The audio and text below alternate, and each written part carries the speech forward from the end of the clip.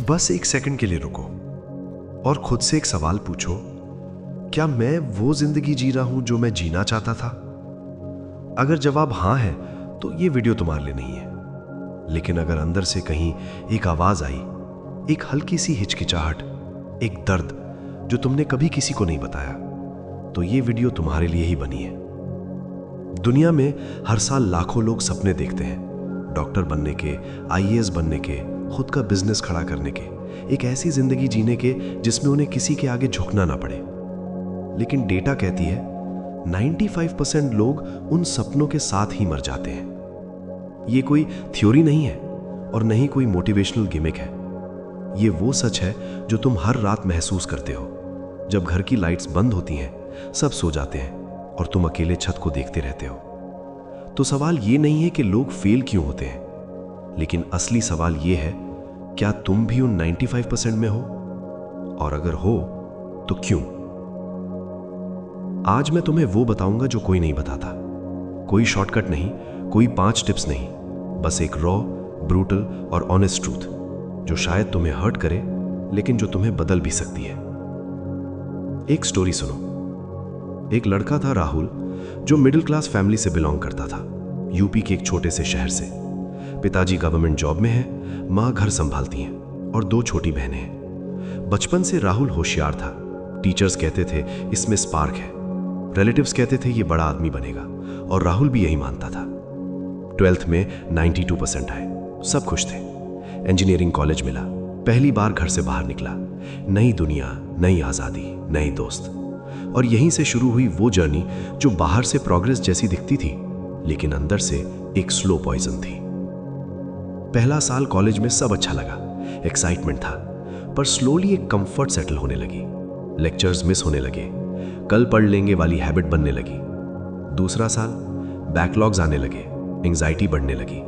पर उसका सोल्यूशन ढूंढने की जगह राहुल ने वो किया जो 95% लोग करते हैं। उसने डिस्ट्रैक्शन ढूंढी। सीरीज देखना, फ्रेंड्स के साथ रात भर जागना, फोन पर स्क्रॉल करते रहना। तीसरा साल एक गर्ल मिली, रोमांस हुआ, लव हुआ। पर असलियत में वो भी एक और डिस्ट्रैक्शन था, एक और रीजन था खुद से भागने का। और चौथे साल तक राहुल के पास एक डिग्री थी पर कोई डायरेक्शन नहीं था।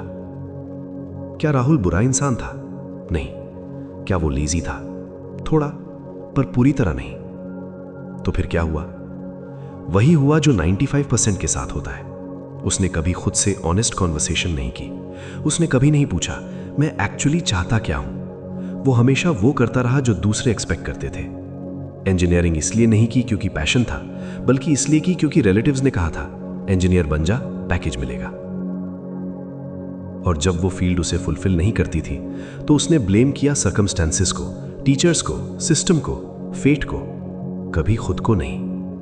यही है पहली वजह जो 95% लोगों को फेल करती है। वो अपनी जिंदगी खुद नहीं जीते, वो दूसरों की स्क्रिप्ट फॉलो करते हैं। प्लेसमेंट हुई, एक आईटी कंपनी में जॉब मिली, 3.5 लाख का पैकेज। घर पर जश्न हुआ, पिताजी ने मिठाई बांटी, मां ने भगवान को माला चढ़ाई। और राहुल ने स्माइल की, पर वो स्माइल हॉलो थी। ऑफिस जाना शुरू किया, 9 to 6, फिर 9 to 8, फिर कभी कभी 9 to 10। हर रोज वही काम, स्प्रेडशीट्स, ईमेल्स, मीटिंग्स जिनका कोई मतलब नहीं। महीने में सैलरी आती, खर्च होती, फिर महीने का इंतजार।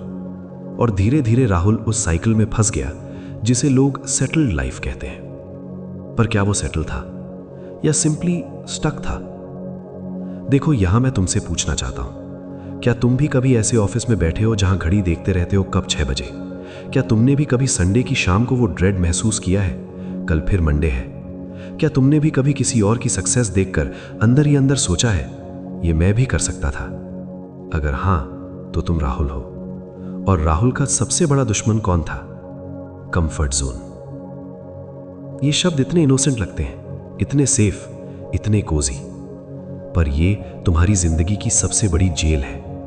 और इस जेल की खासियत ये है, इसमें कोई दरवाजा नहीं होता, कोई ताला नहीं होता, कोई गार्ड नहीं होता। तुम जब चाहो निकल सकते हो, पर तुम निकलते नहीं, क्योंकि बाहर अननोन है, बाहर रिस्क है, बाहर फेलियर का डर है। और इंसान का ब्रेन, जो लाखों साल की एवोल्यूशन का रिजल्ट है, वो हमेशा सेफ्टी चूज करता है। सर्वाइवल पहले, ग्रोथ बाद में। पर प्रॉब्लम यह है कि जो चीज केवमैन के लिए सर्वाइवल था, वो आज के वर्ल्ड में बिगेस्ट वीकनेस है। आज डेंजर भूखा शेर नहीं है, आज डेंजर है मीडियोक्रिटी। आज डेंजर है एवरेज जिंदगी जीते जीते मर जाना। राहुल के साथ यही हो रहा था। जॉब कंफर्टेबल थी, पेन इतना था कि इग्नोर न कर पाए, पर इतना भी नहीं था कि चेंज करने पर मजबूर करे। और इसी जोन में लोग डेकेड्स बिता देते हैं। अब बात करते हैं दूसरी चीज की जो 95% को तोड़ती है, प्रोक्रेस्टिनेशन। कल से शुरू करूंगा, मंडे से जिम ज्वाइन करूंगा, नए साल से सब चेंज करूंगा। क्या लगता है ये लेजीनेस है? नहीं। रिसर्च कहती है प्रोक्रेस्टिनेशन असल में एक इमोशनल रेगुलेशन प्रॉब्लम है। तुम टास्क को इसलिए नहीं टालते कि तुम लेजी हो, तुम इसलिए टालते हो क्योंकि वो टास्क तुम्हें एंग्जाइटी देता है, फेलियर का डर देता है, जजमेंट का डर देता है, और अवॉइडेंस टेम्पररी रिलीफ देती है। ब्रेन को लगता है अभी ये नहीं किया, अभी कंफर्टेबल हूं, पर ये कंफर्ट कर्ज है, इंटरेस्ट के साथ वापस आता है। राहुल यही करता था। उसके फोन में 47 अनरेड प्रोडक्टिविटी आर्टिकल्स थे, 12 कोर्सेज हाफ कंप्लीट पड़े थे, एक बिजनेस आइडिया नोटबुक में लिखी थी 2 साल पहले, कभी खुली नहीं। क्या तुम्हारे साथ भी ऐसा है? एक ऑनेस्ट जवाब दो खुद को। अब सबसे ब्रूटल चीज, कंपैरिजन ट्रैप। राहुल के कॉलेज का दोस्त था अर्जुन, दोनों साथ पढ़े थे, same marks, same city.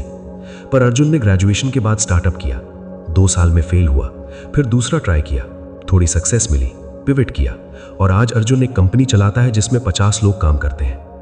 Rahul को अर्जुन की हर सक्सेस पता थी, लिंक्डइन पर, इंस्टाग्राम पर, और हर बार अर्जुन की कोई अचीवमेंट देखकर राहुल के अंदर एक स्ट्रेंज फीलिंग आती, खुशी नहीं, बिटरनेस। लकी था वो, मुझे भी मौका मिलता तो मैं भी करता। उसके घर से सपोर्ट था, मेरी फैमिली की रिस्पॉन्सिबिलिटी है। आजकल कनेक्शन से होता है सब काम, धम से नहीं। क्या यह सच था? शायद थोड़ा, पर मोस्टली एक्सक्यूजेस थे। क्योंकि कंपैरिजन का असली पॉइजन ये नहीं होता कि तुम दूसरे को देखते हो, असली पॉइजन ये होता है कि दूसरे को देखकर तुम खुद को छोटा फील करते हो, फिर उस फीलिंग से बचने के लिए दूसरे को मेंटली नीचे खींचते हो, जजमेंट से, क्रिटिसिज्म से, एक्सक्यूजेस से। और जब तुम दूसरे को नीचे खींचने में एनर्जी लगाते हो तो खुद ऊपर उठने के लिए कुछ बचता नहीं। और इससे भी डीपर, इससे भी डार्कर एक और चीज है, फियर ऑफ फेलियर। नहीं, एक्चुअली फियर ऑफ सक्सेस। हाँ, तुमने सही पढ़ा। बहुत लोग फेलियर से नहीं डरते, वो सक्सेस से डरते हैं, क्योंकि सक्सेस के साथ आती है रिस्पॉन्सिबिलिटी, एक्सपेक्टेशंस, विजिबिलिटी। अगर मैं ट्राई करूं और फेल हो गया तो सब हंसेंगे, अगर सक्सीड हो गया तो मेंटेन करना होगा, क्या करूंगा तब? ये दोनों डर एक जाल बुनते हैं और इंसान उसी जाल में फ्रोजन रहता है, ना आगे बढ़ता ना पीछे जाता, बस रहता है, एग्जिस्ट करता है, लिव नहीं करता। राहुल के साथ एक रात कुछ हुआ। उसकी बहन की शादी तय हुई, बड़े खर्चे थे। पिताजी ने कहा, राहुल थोड़ा और काम देखना होगा, लोन लेना पड़ेगा। राहुल ने हाँ कह दी। पर उस रात जब सब सो गए, वो बाथरूम में गया, मिरर में देखा और पहली बार सच में देखा। 32 साल, थकी हुई आंखें, ढीले कंधे, एक ऐसा चेहरा जिसमें कोई स्पार्क नहीं बचा था। उसने खुद से पूछा, मैं यहां क्या कर रहा हूं? क्या यही था जो मैं बनना चाहता था? और उस सवाल का जवाब साइलेंस था, एक ब्रूटल, डेफनिंग साइलेंस। अब मैं तुमसे डायरेक्टली बात करता हूं। तुम राहुल की कहानी सुन रहे थे, पर शायद तुम जानते हो ये कहानी तुम्हारी भी है। बस किरदार अलग है, शहर अलग है, नाम अलग है, पर वो फीलिंग वही है।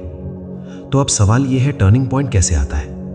क्या कोई मैजिकल मोमेंट होता है, कोई एक बड़ी इवेंट जो सब बदल देती है? नहीं, असली टर्निंग पॉइंट बहुत क्वाइट होता है, बहुत ऑर्डिनरी। राहुल के साथ भी यही हुआ। अगले दिन वो ऑफिस जा रहा था, मेट्रो में, ईयरफोन्स लगाए, भीड़ में। उसने एक बूढ़े आदमी को देखा, कोई 70 साल के होंगे, विंडो सीट पर बैठे थे, बाहर देख रहे थे। उनकी आंखों में कुछ था, राहुल नहीं समझ पाया पहले, पर फिर रियलाइज हुआ वो आंखें रिग्रेट से भरी थीं। उन आंखों में वो सारे सपने थे जो कभी जिए नहीं, वो सारी रिस्क्स जो कभी लिए नहीं, वो सारी जिंदगी जो कभी जी नहीं। और राहुल को एक चीज समझ आई, उस बूढ़े आदमी की सबसे बड़ी तकलीफ ये नहीं थी कि उन्होंने ट्राई किया और फेल हुए। उनकी सबसे बड़ी तकलीफ ये थी कि उन्होंने ट्राई ही नहीं किया।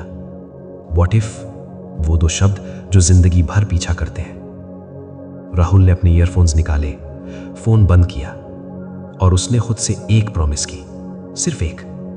आज से मैं खुद से झूठ नहीं बोलूंगा, बस इतना। बड़े गोल्स नहीं, बड़े प्लान्स नहीं, बस ऑनेस्टी अपने आप के साथ।